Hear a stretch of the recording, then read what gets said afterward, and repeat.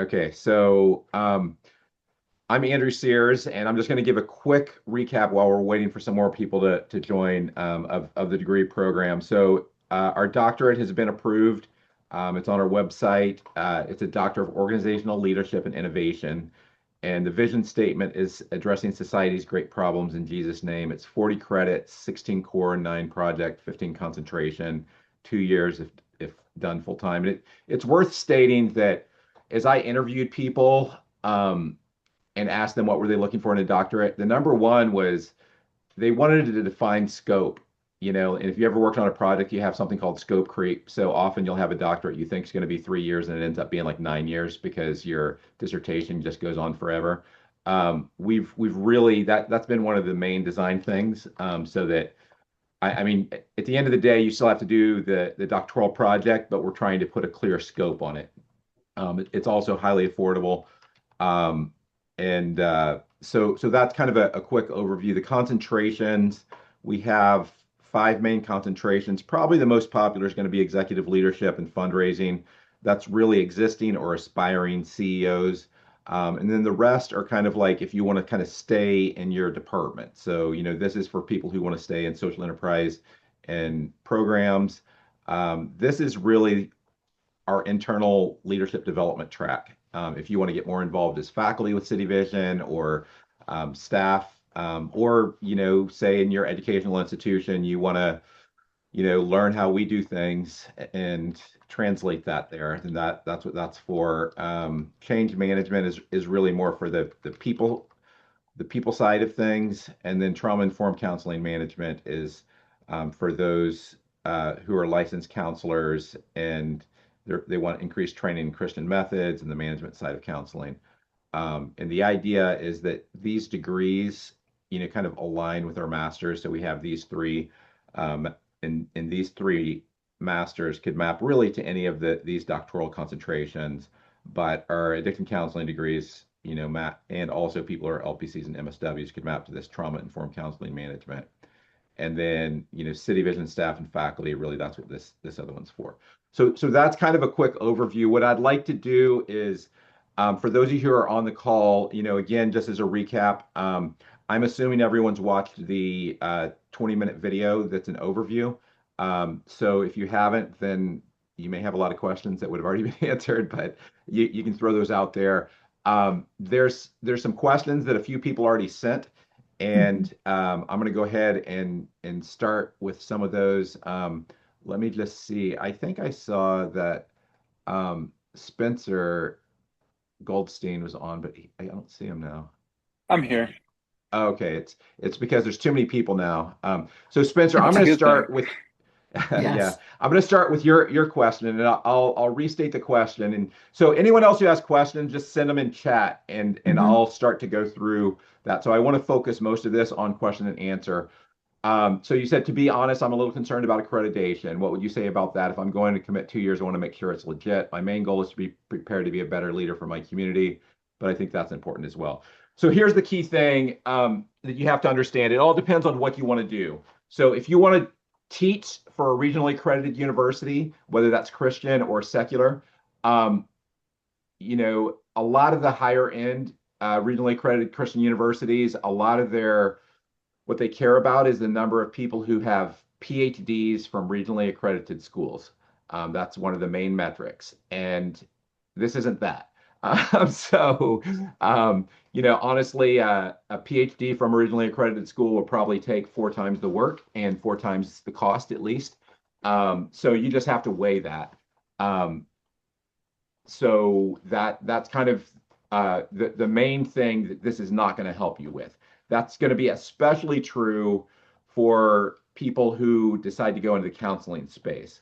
Our counseling concentration is not a good path if you want to teach counseling at other schools, because they're going to look for something that probably has counseling or psychology in the name, and ours is organizational leadership and innovation. Now, technically, if someone takes this degree, um, and they take our 12 credits in our counseling and they do a dissertation that's focused on counseling, that's going to give you the magic number for most accreditors is 18 credits. So you have to have 18 credits in whatever discipline you want to teach in.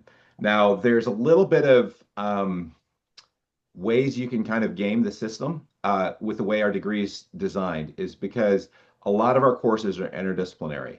So if you take a course that is interdisciplinary across both management and counseling, then there's a good chance that that could count in both of those buckets for most accreditors. So if someone say, you're like, okay, I just want to be able to teach at the doctoral level in counseling at City Vision, and I don't really plan to go to other schools, then it would work for you to do that. But if you go to other schools, especially that's not going to work well. Now, that's really the only places where our accreditation is going to matter. So we're nationally accredited versus regional.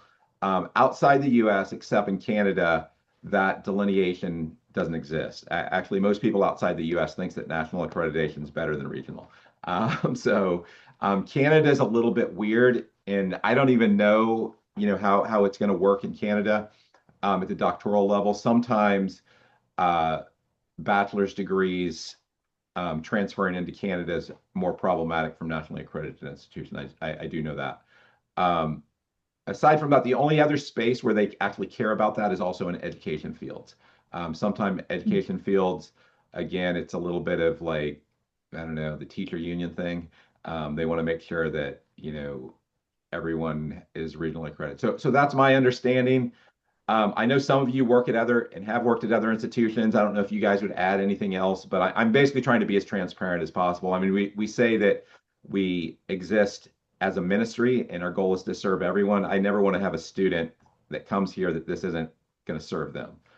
So that's why we want to be transparent. So Spencer, does that answer your question? Yes, that does. I appreciate that. Okay. Um, Now you said that you're interested in teaching at City Vision. What are the chances of moving? So one of the main reasons of moving into a potential teaching role here, and also what are the types of schools that would accept this degree? So City Vision, this is really designed to help be a leadership path. That's one of the main reasons why, we developed it. That could be for faculty, and really what it would be is, okay, you can move from faculty to senior faculty to course design.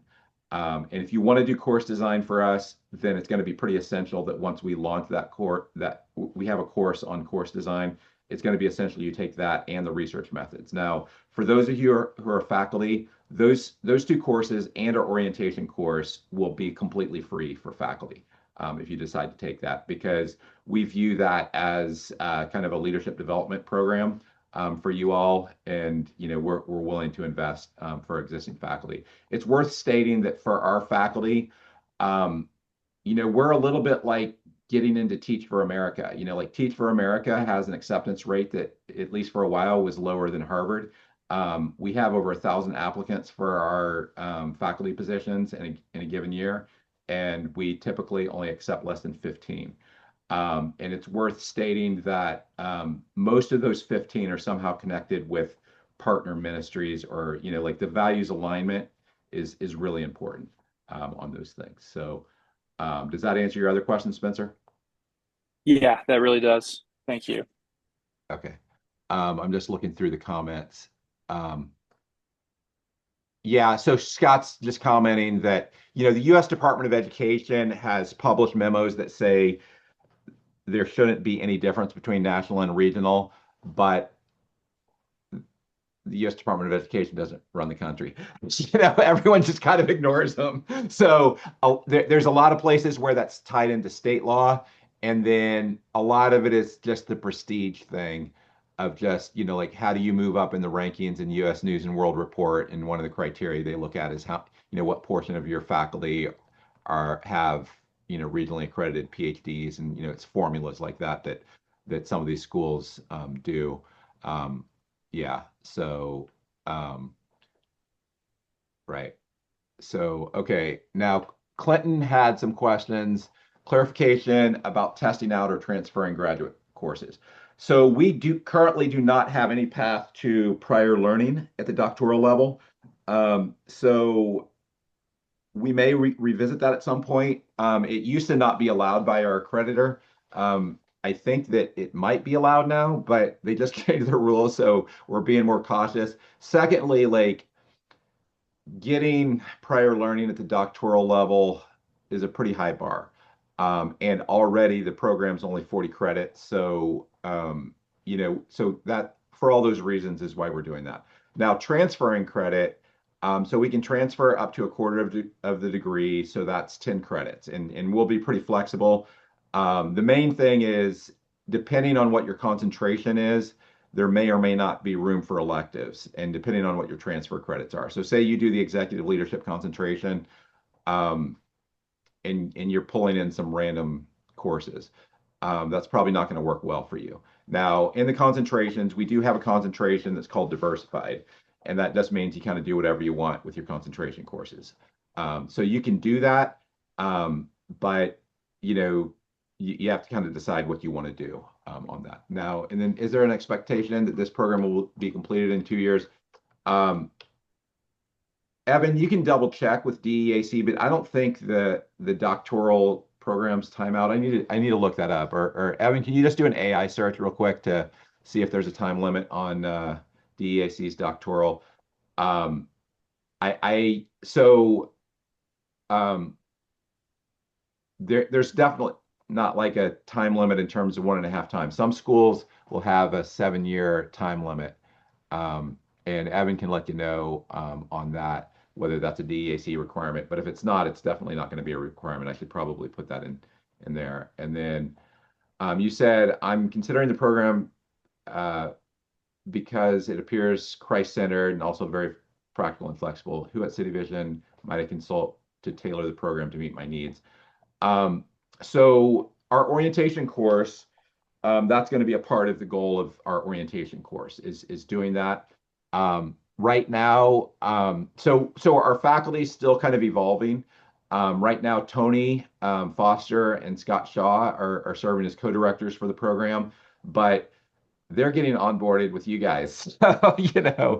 So right now I'm probably the main person to help with that. But what we could do, Clinton, is towards the end of this information session, if you have specific questions, assuming you're on here, then I could answer those questions. So um, okay, so Nikea asked, I'm creating an ed tech startup in Korea, and I felt I needed to extend my education to PhD, mainly to show that I'm not just some random person existing in the education space. Which concentration do you think it would best fit? Um, so going to that, I think a lot of that IKEA is going to depend on where do you want to go long term. Um, this might be the most interesting depending on where you want to go. Because if you're kind of founding your own thing, then this probably is going to be your best bet. And I want to do a deeper dive on the executive leadership and fundraising because honestly, I think that's probably our most interesting concentration. Um, and it's really for existing or aspiring CEOs. Now, probably more important to answer your question, Nikea, is the doctoral projects. So as I mentioned, we don't do dissertations, we do a doctoral project. And just to kind of frame this, so we're using something called action research, and the idea that it's bicultural. So you're in a code switch between academic ease and kind of your own world. Um, and so the literature review is going to have to be in academic ease. So that's going to be academic culture dominant. And then your project can be kind of now, in your culture dominant doesn't mean that you can do whatever you want. It means there still has to be standards. You can't just say, "Hey, this is how we flow," and you turn in a 2-page paper and you're just like, "Hey, this is good. This is my culture." But we have in each of these we have criteria. So you have to figure out what is going to make the most sense in these. So is it going to be a book? Is it going to be curriculum? Is it going to be applied research, combining some of these things, startup? So with Nikea, what you're saying, it sounds like possibly maybe combining something like you might be doing like a startup. And a big part of, what we're going to teach in our research methods and some of the other courses as important as your research is, you need to be thinking about the business model of how you're going to promote whatever it is that you're trying to do. So, if hold on. So if you're working to do a tech startup, working a lot on that business model, and if there's content or something that might be related to that, then you could have that be the second part of your concentration. Um, so anyway, I'm jumping around, but let me just ask Nakia, does that answer your question? Are you muted? Or are you still on? She Yeah, we're said still sounds muted. good. Yeah, it sounds good. Thank you. Okay, yeah. I'm not able to see. Maybe I should have the chat in a pop-up window so I can see more at a time. I'm not able to see them all at the same time. So, Yeah, there's a um, few that we've skipped over. So Dr. oh, Lee was wondering about more about tuition dollars and status. That's one of them Dr. Lee, where is that? I in the think that was chat. just a follow-up from the Oh, earlier okay. discussion about regional versus Yeah, national right. Yeah, I accreditation, Okay. don't not a think we. Yeah, Yeah, I question. that's don't think all it we was, skipped that. especially when it came to All PLA right. and transfer Hmm. credits on that. It was Yeah. just a Yeah. comment. And then Tony Um, Foster has a question. yeah. So let me go to Scott, and I'll keep Mhm. going through. Why don't you wait until I get through, Deborah, and then you can tell me if I messed up. So, Sure. uh, all right. So Scott said, will there be a dissertation project deciding review committee? Yeah, there's going to be a three-person review committee as a part of that. Um, and one of those will be, one of the program directors, and then there's, certain criteria that we have to have on that. We also have to have a research review board. The general answer for just about everyone is you probably want your project to be exempt from having a IRB, and if you don't do that, then you're going to it'll probably be 10 times harder. So you're welcome to do that, but it's going to be 10 times harder and probably 10 times slower because you're going to have all this stuff on, human test subjects that was designed really for a medical environment that's going to apply to all your research. So you're going to have to basically have just a ton of things that you do with everyone. And in some, there may be a few cases where you actually want to engage with clients and you want to prove something with clients, and you might be willing to do that. But just recognize that on the IRB, we're hoping that more than 90% of people will choose a project design that doesn't require an IRB review. And IRB is just something that's to protect test subjects. And it was done, in response to some unethical testing on people, and it was really done in the medical context. So once you get to something like a management degree like this, it's kind of like insanely overkill, probably 100 times more overkill than makes sense. So that's part of the reason why we're like, yeah, um, you know, try to avoid that if you can. So yeah, so postdoctoral certificate. We don't yet have a postdoctoral certificate. Faculty, I expect most faculty, especially faculty who already have a doctorate, they'll just take a degree. We probably will add some certificates in the next year or so. Um, I need to think through what that'll be. But if you take a couple courses, later, my guess is one of those certificates might be something. I mean, look at our concentrations. I don't know that we're going to do all of those, but probably the two that stand out the most that I'd probably do is one that is focused on um, the trauma-informed, Christian counseling type of thing, and then, or, in management. And the other is something that would be an internal leadership development track for like faculty who want to do that. But here's a key thing, and Scott, you're kind of the poster child for this. There's a lot of people who part of their goal is they want to see how many domains they can become uh, certified to be able to teach in. Scott, how many domains with all your degrees do you have? It's like five, six, seven, or something like that. I think you were even working on like comp sci or something like that. Scott, how many domains are you in now? You're muted. Oh, you're still muted. I don't know what's going on. Scott. Okay. Oh yeah, there you are. Yeah, probably 5 or 6 for me. Yeah. I think we Okay. have a couple Scots here though. Oh yeah, yeah. Sorry, I figured you would know because you're the person who has all those domains. But anyway, yeah, so that's something you can think about also. So say you got a DMin and you want to be certified to do management, you could do that. Or if you want to, be able to teach counseling, we actually got a lot of management people who kind of like dabble in counseling.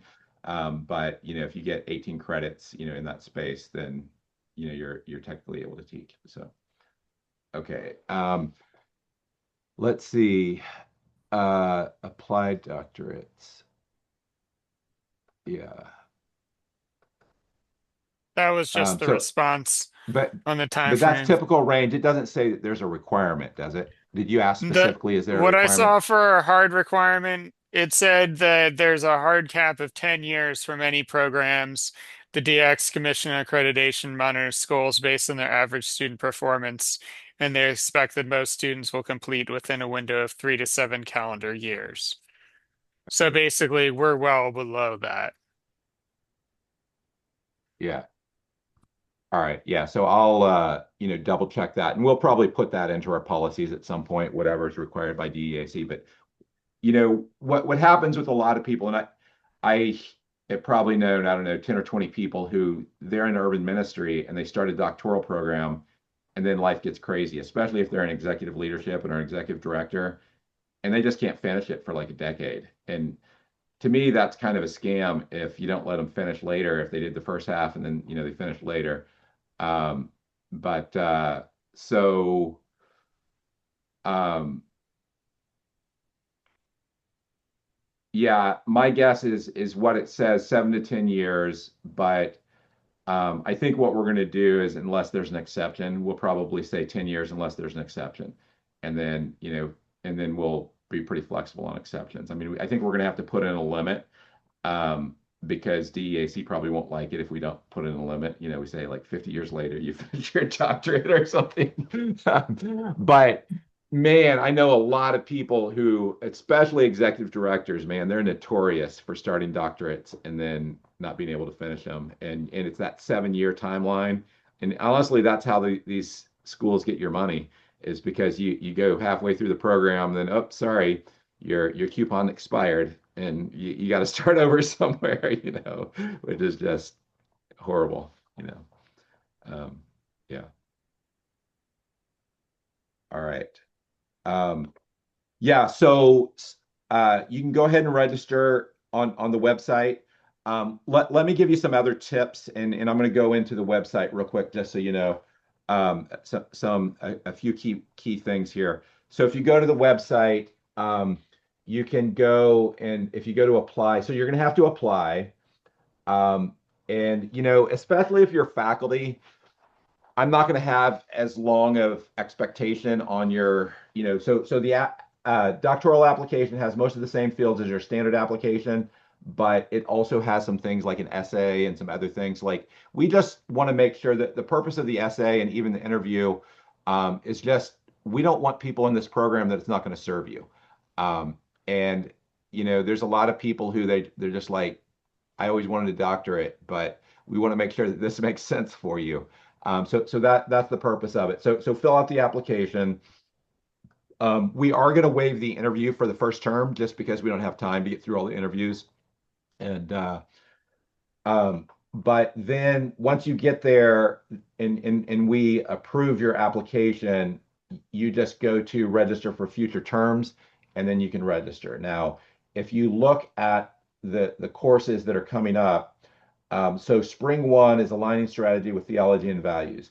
This course, you should just know, unless you're with a Christian ministry that I would say at a minimum requires that their employees sign a statement of faith, this course is not going to work for you. Or you're going to have to find a Christian ministry like that. This whole course assumes that you're in some sort of context like that. So if you're wanting to start and you don't have that, I would say wait until Spring 2. Now, Spring 2, um, and I would also say this doctoral orientation and research technologies. This is really our orientation course for the doctoral program. So with faculty, again, I'm going to make that lightweight for you, but it's going to be required because a big part of this program is in technology terms, I don't know if you guys have heard of things like mobile first and cloud first in terms of design philosophies. This is an AI first design philosophy. So the idea is we think that you're going to be able to get your research done if you use AI effectively. You'll probably be able to get 5 times as much research done in the same amount of time. So we're going to be building in AI tools through the whole program, and we're going to be using Google Gemini Pro, and that's going to use Google Gemini and Notebook LM, and we're going to train you in that. But all of our courses use that, so that's basically a part of the design. So you can't take a single doctoral course without having set up those technologies. Now the other thing is the first course and the best time to start will be spring two. So this course is going to be fine for some people if you're embedded in a ministry, but for a lot of people, so this research methods for scholar practitioners is really the best course to start with because it's going to do a deep dive on how to do research. Now, a lot of these courses, if you look at, some of the names of these courses, they're similar to our master's courses. What we're doing is we're upgrading our master's courses to doctoral courses by adding research projects in them. Now, part of why taking this course first will help is because most of you haven't been trained in doing research, especially in using AI for research. So if you go into a course like Major Gifts and Planned Giving, and we say, hey, do this major research project throughout the course, it's going to really help if you've gone through the research methods for scholar practitioners. This is going to teach you this course will teach you research light. It's going to basically teach you kind of the technology of how to do it, but this is going to really teach you more of the methods for that. And then in the summer, I would say the recommended course for most people is going to be this Innovation Networks course. This is out of all the courses I've designed, one of the ones I'm most excited about. And if you're a part of a larger movement like Rescue Mission, Salvation Army, Adult and Teen Challenge, or even just a general, community development or Christian community development, this is really designed for how do you get momentum within your movement? How do you get momentum within your organization? And how do you connect more widely is a big part of that course. And probably, I don't have this listed yet because we haven't finalized our schedule, but we'll probably add to fall two our systems thinking course. And that again is another one of the most exciting courses I've designed for a while. Okay, so let me just see. So you can go ahead and register for the courses for free. Zach is asking, master's credits not applied to a completed degree. No, they can't be counted as transfer credits. But here's an important point, and I think I put this under the concentrations. If you go down here, students who took master's counterparts of doctoral courses typically having a similar name should plan on taking other courses as electives instead. So say you did your MBA with us and you're considering taking strategic management. I would recommend it's basically going to be 80% of the same course. So I would strongly recommend that you don't take that course and you use that as an elective. And is we're advising you, the same thing with social entrepreneurship. There's part of the reason why we're able to have such broad courses is we're doing leveling across different courses where we're taking master's courses and essentially upgrading them to doctorates. But in terms of a Venn diagram, there's a pretty big overlap between the two. So and don't think of it as like, okay, it would be easier to take it again. We're going to not allow that for the most part. So because it kind of defeats the purpose of things. And if you want to do a research project for strategic management, you should just put that into your total, final project. So that's Zach's question. And then if you're going to do this full time for 2 years, how many hours per week would you devote to that? So, we usually say 15 to 17 for bachelor's, but I would say 17 to 20 for a doctoral. There's a lot of reading and a lot of content in some of the courses, and then just the research is going to take a good amount of time. So, you have to weigh what else you got going on and how quick you are with this. Now, here's something that's worth stating. For those of you who've taken City Vision courses before, most of our courses are project based, and that's true here also. So, there's kind of the Venn diagram of, okay, work time and study time. If you're working on the strategic plan and you're taking our strategic planning course, well, that may take you 20 hours a week, but 10 of that you may be able to do in your work time because you're legit creating your strategic plan at work. There may be other elements. I mean, you can decide, and it depends on kind of your supervision, and you could even have a board that's like, okay, you know, you work, a 40 to 50 hour week. Feel free to use 10 of that for studying if you're an executive director, and you can kind of sort that out. But a lot of you are in positions where you're already too busy. So you can pretend that you're going to spend 10 hours a week on studies, but that's probably not going to happen. That just means your 50-hour a week job is going to turn into a 60-hour a week job. So there's not really room to budge. So yeah, so you have to sort that out. Okay, so with that, other questions, and if you guys, you can type your questions, or you can also just speak your questions.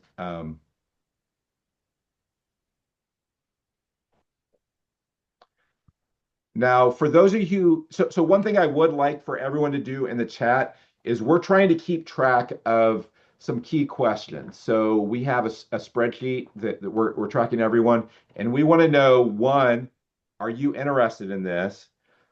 Two, especially if you're faculty, are you interested in the full program or just a couple courses? Because there's several faculty on here.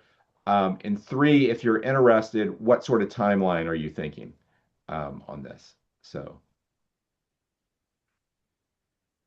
does that make sense? So if everyone could everyone on this call do that through the chat, and then our team will take notes. So in the Zoom window, if you click on the Zoom window, there's a little chat, and then I'll ask Deborah maybe to, or Evan or Nancy, one of you can just make sure. And Zach, if you can add, like potentially what your timeline is, just so we know. And some folks, here's something, Zach, and this just makes me think about you in particular. Depending on what your context is, this degree program, so like our bachelor's and master's is, we're targeting largely Christian nonprofits serving the poor and the addicted, but it's pretty accessible outside of that. For people who may be working in secular context, some of the courses are going to be problematic for that, especially the aligning theology with strategy and values. That course will not work in a secular context.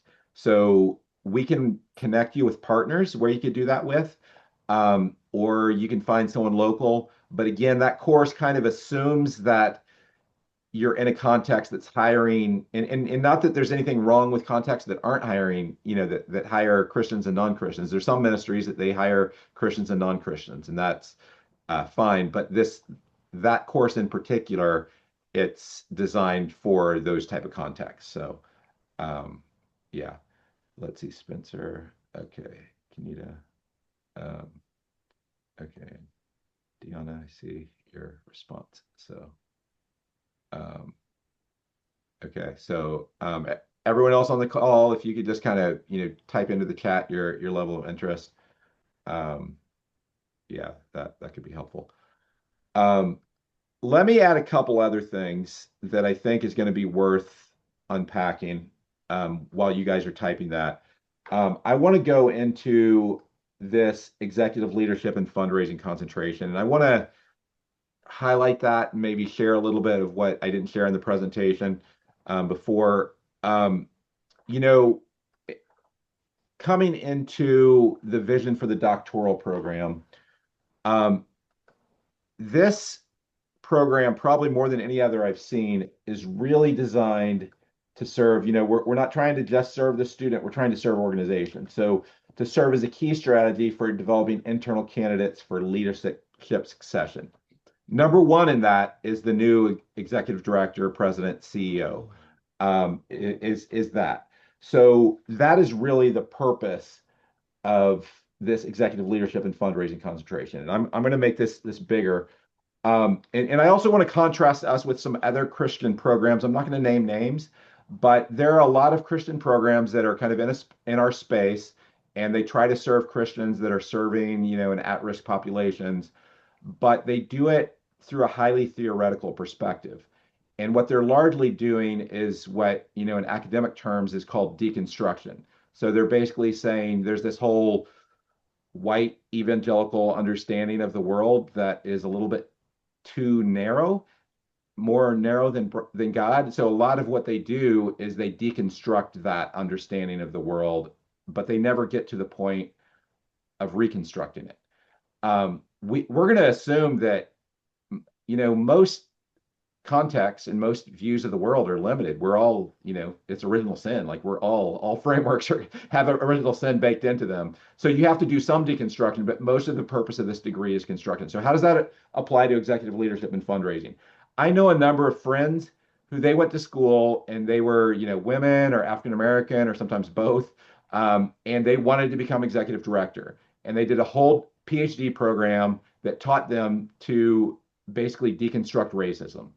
And at the end of the day, they could write a book on deconstructing racism, but they weren't equipped to become executive director of an organization. And they were frustrated because, um, they were equipped to critique and deconstruct, but they weren't equipped to construct. So at the end of the day, like a lot of my African American friends, their parents told them, whenever they're growing up, you have to be twice as good to make it. And that's just the reality in a lot of contexts where you have to be effective to do things. And at the end of the day, the executive director, if they do a lot more than bring in money, but if they can't bring in money and the budget decreases, then the organization's not going to be doing well, right? So this program is designed to address all those things. Leadership development, a program that is focused on, bringing home the bacon, so to speak, fundraising, major gifts, grant writing, nonprofit executive leadership and board development. It's these hard skills. And, there's been a lot of debate more recently around, okay, this hard skills and hard power, is that more important than soft power?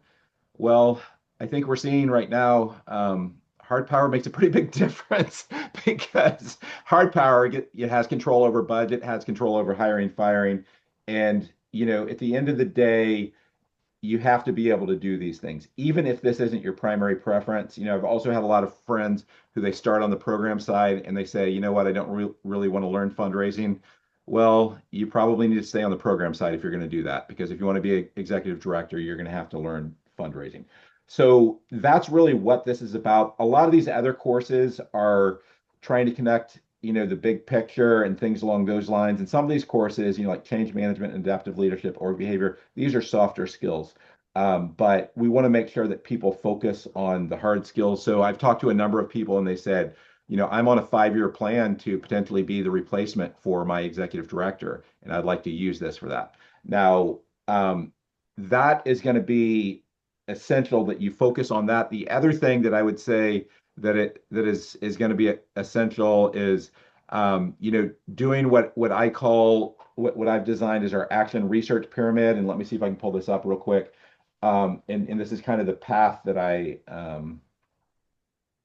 have been showing people. Let me see if I can find it. Yeah, here you go. So how do you become an executive director? So our action research pyramid is you're going to start doing a lot of AI research.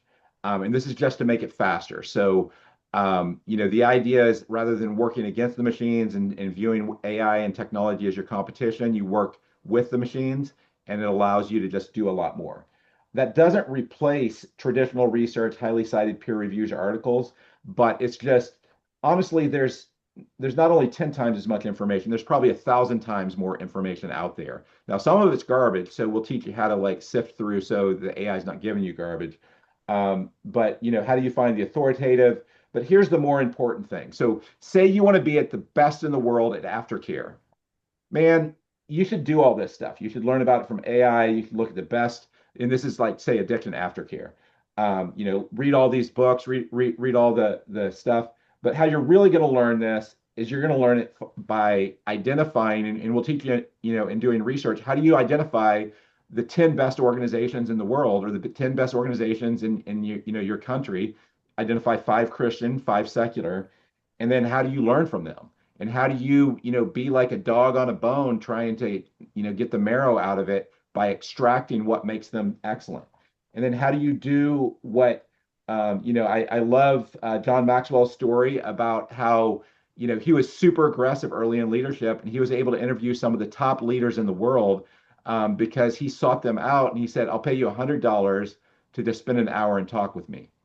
Um, if you want to be the best in the world at aftercare, you need to do all these things and then find the people that are the best in the world, and then find ways to get them to talk to you. Because and you don't want to waste their time, because their time's probably worth $1,000 an hour to you. So make sure you don't ask them questions you could have found from these other things. So that's our model. So if you want to be an executive director, you need to find, one, you need to be getting mentored by your executive director, but the other is, find others who are experts in this. And this is a big part of what we would do with that. Now, we can do that with any of our concentrations. So say you want to do program leadership, or, culture, or trauma-informed counseling management. Deanna, I know that you talked about you wanted to create your own private practice, Christian private practice. So, what that would look like there is, following that same pyramid, but how do you identify, people who are the model organizations you'd like to one day be when your organization grows up, and who are the people that you'd like to one day be whenever, you go and have them mentor you. And that's basically the philosophy behind the degree.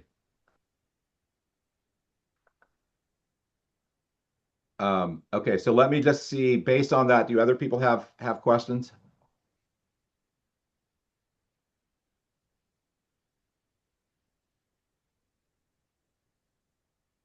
There's a question about halftime. Did you see that, Dr. Sears?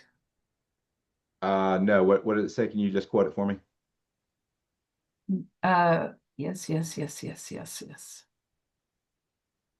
Let me go to the right page. If full time's 17 to 20 and that takes 2 years to do, I'm curious about doing it at halftime to start. Yeah. Okay, Travis, halftime is 17 to 20. Sorry to say that. So full time is going to be double that, right? Now part of how can you make this work better? How do you get this to work in reality? So I had to do my doctoral program whenever I had two young kids. And but I did it where I designed a lot of my project to relate to the work that I knew I had to do in the next year. So I had probably a 50% overlap between the work that I had to do, and my doctoral project. I mean, I know how to design academic programs, so it was easier for me to do that. It's going to be harder for you guys to do, because you can't just say, well, I got to supervise staff and I got to do all these things. You can't, count that, but there may be projects that you're doing. So like, say you're developing a new 5-year plan for your organization. Well, that would be fairly easy to tie in, to some of these things. Or say, whatever your big strategic 3 to 5 year strategic initiatives, there's ways that you could probably overlap this with that. The other way that you can make this work better is, if you're like me, and we have 5 8-week terms, so that's 40 weeks of the year. So that means you actually have 12 weeks that you're down. Don't stop running during those 12 weeks. I mean, you can slow down to half pace, but what it can do is, instead of it being 17 to 20 hours a week, it might be more like 12 to 15 if you're able to do some of the work before the term starts. And we usually open the courses 2 to 4 weeks before the term starts. Some of these courses, because they're new, they may be getting released, not fully released until the last minute. But we'll try to make them available, as early as possible on that. I'm trying to think of what else I'd recommend to try to make this thing work. I think the other thing is just you're going to have ebbs and flows. So if there's a time, your, say, fall two is going to be super busy, just take that time off. You just have to make sure you think through the schedule because there's some courses that are going to only be offered once a year. So you have to kind of think through that. So, and the other thing I would say also is, we're pretty flex. So just try taking one course and see how it goes. And, part of it is, there's a lot of action that's happening on AI. Taking our research methods course is probably going to make all the work you do on a day-to-day basis 10% more effective.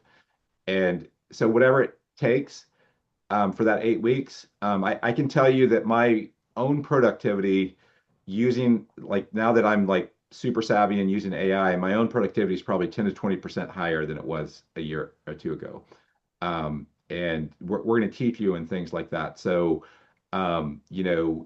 I think that we'll be helping you level up in a lot of ways that can help, as you do work and things along those lines. And I mean, that's the idea behind education. It's like you pay now, it's a good investment. You pay now because it will, pay off later, whether that's with you growing, the organization growing, you becoming more efficient and effective, all those things is the idea. So, all right. Other questions that people have?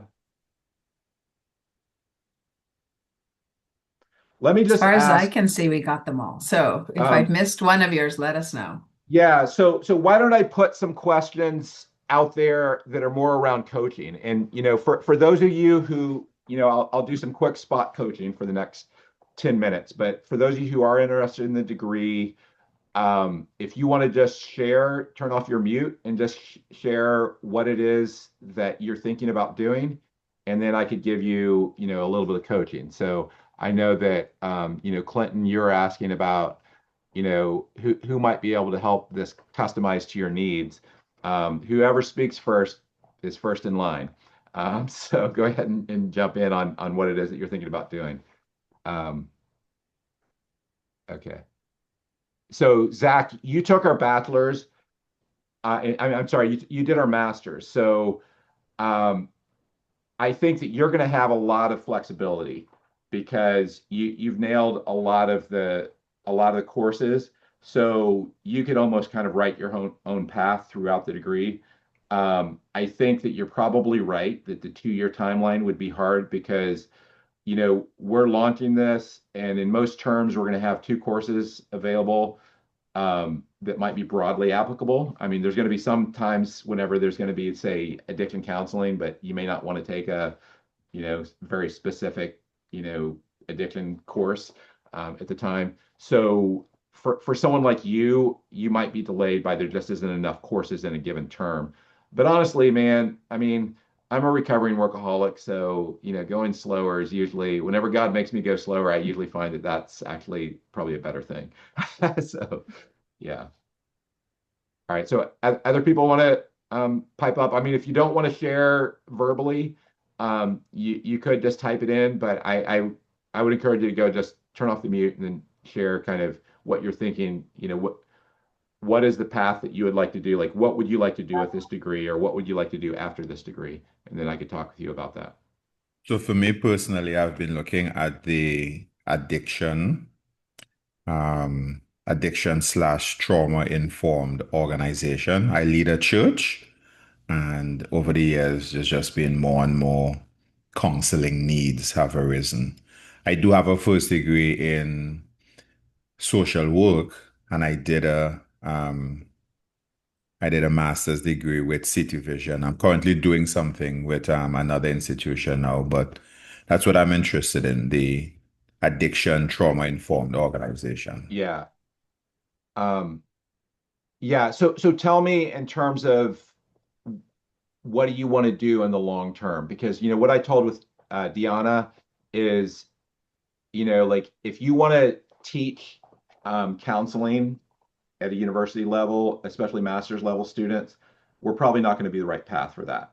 But if you want to be in management and programs or start up your own center, then we might be a good path. So what do you hope to do after you get your So doctorate? Like, what do you hope teaching to do? teaching is not on my horizon. what I'm looking to do is the second thing that you mentioned about assisting with Yeah, programs, right, helping the church to transition to be a center for right. counseling, especially trauma and addiction counseling specifically, Yeah, and doing that personally as a practitioner and as a yeah. manager slash leader. Okay. Yeah, I think that we're going to have a lot of good resources for that type of path. And, again, what I would recommend is, and this is, really what I had suggested to Deanna is, in terms of the project, and let me just share the screen. In terms of the project, you'd probably do the startup. You could do something else also, but I would say probably the startup, you could combine some types and say you wanted to launch a counseling center at your church and or a private practice, because it's actually pretty common to do both, Mhm. because sometimes you'll want to work outside the context of the church. So you could do that. And what I would advise is that you do, we would teach you how to do AI research to find out, okay, what are the church-based counseling centers that are out there? How do you connect with them? How do you do expert interviews with them? And, and a lot of it also is it's not just church-based counseling centers, but what are church-based counseling centers that fit your cultural context? So, some people might be serving large groups of immigrants. Some people might be serving, particular ethnic communities. And there's probably going to be different flavors of what that looks like. And even like, okay, do you have, a bunch of recovery groups that feed into, say, a counseling center? I attend a church that actually has probably one of the largest church-based counseling centers in the country. It's North Coast Church, and it'd probably actually be a pretty good model to look at. It doesn't have as extensive of recovery groups as some, like say Saddleback. But, a lot of it would be, how do you find those organizations and how do you reverse engineer what they did? How do you find the people who are the founders? Ask them, okay, it's now, like North Coast Church, you could try to figure out, okay, who is involved in establishing their counseling center. Now they have, like, I don't know, 20 or 30 counselors on staff, which is pretty sizable. And you could find who was involved in founding that and how did it get to that size and how does the business model work. One key thread that's going to go through all of this is if you don't have a business model, you're a volunteer. A lot of people think they're going to become a best-selling author, and what they're really doing is they're creating a volunteer position for themselves.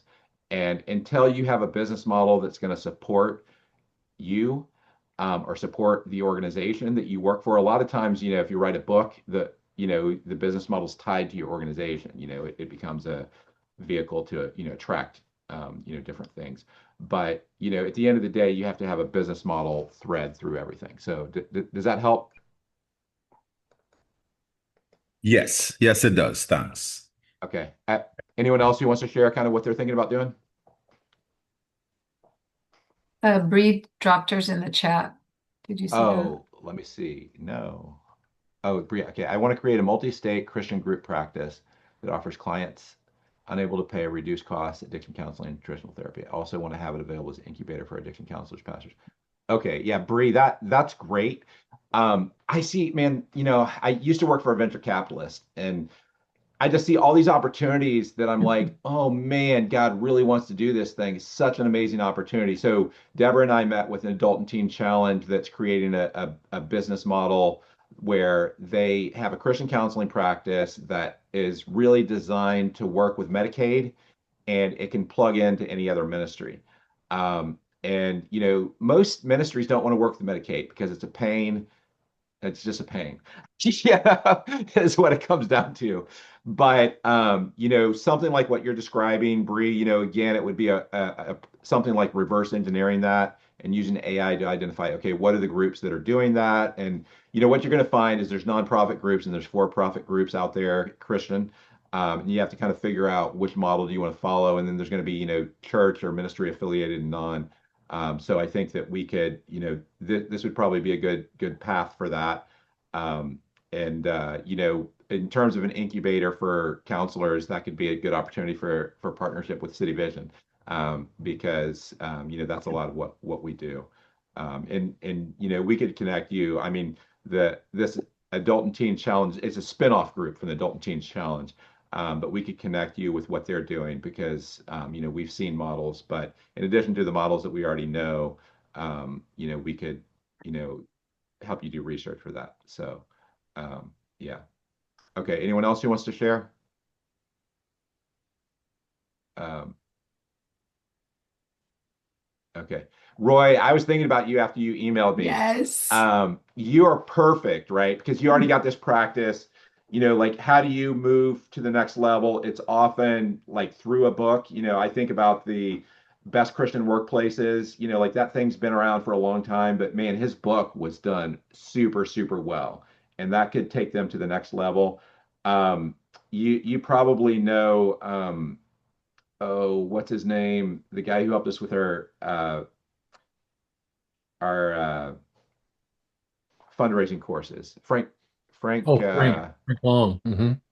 yeah. So he did his master's on how you create a master's in Christian fundraising, and Yes. then he was never able to launch it. He was a little bit like, uh, John the Baptist, a voice in the wilderness. He was ahead of his time, but that's something you could do too. So I think that we could work this with that, and like how do you become a thought leader in the space, and how do you kind of build and reverse engineer all the other big groups that have been out there that Milwaukee Direct, Timothy Group, and different groups that have been around, and figure out, okay, how's our flavor going to be different, and yeah, I think that would be a great fit also. Um, Lee had suggests how the diversified option could help students like Zach. Zach, you probably would be a good candidate for the diversified option, but you also could do some of the others too. Because, like the executive leadership option, you probably already have a lot of those. So some of it also is like, what do you want to be able to list on your resume? Um, you know, Executive leadership sounds better, so you have to kind of figure that out. Yeah, I mean, there's what courses you want to take and what you want to list on your resume, and both of those are important. But Yeah, yeah. I think to kind of address that, for me, I completed my MBA with City Vision and was a program person at a church, and I'm now an executive position at the church. And so Mhm. much more of my work is related to that executive leadership and fundraising than I Yeah. anticipated in Okay. the past. And as Right. I look towards the future, I'll stay here as long as that makes sense. But when God calls me to my next step, does it make sense for me to have that degree and that experience? Right. I think it does. So this is very appealing from my perspective to pursue. Yeah, yeah, that's great. And it's worth stating that anyone who's going to be providing doing that fundraising track, I would highly recommend that you convince your leadership to let you do a rotation where you're at least part-time doing fundraising. Because, fundraising and everything we teach, it's like teaching you to ride a bike. If you spend 17 hours a week watching videos on riding a bike and you never get on the bike, you're not going to be a very good bike rider. So it's especially with a lot of these skills, like fundraising, you got to do it. So if you take the courses and you're not actually doing it, you're not riding the bike. It kind of defeats our whole purpose of how we our educational philosophy. So yeah. Um, all right. Well, I think we're at time. So what I'd like to do is, if you're interested, go ahead and apply. We're not going to require the interview for the first term because we're still getting everything in place.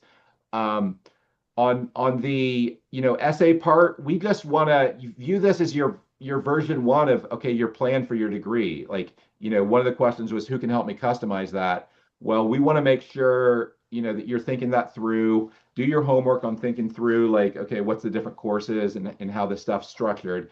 And then as long as you have that, so we do need to get your master's transcripts. You have to have a 3.0. That's required. Just because this will be fairly challenging for folks. So yeah, but if you have additional questions, you can email me, Andrew at cityvision.edu, or Nancy, is yours admissions at Cityvision? Uh-huh. Okay.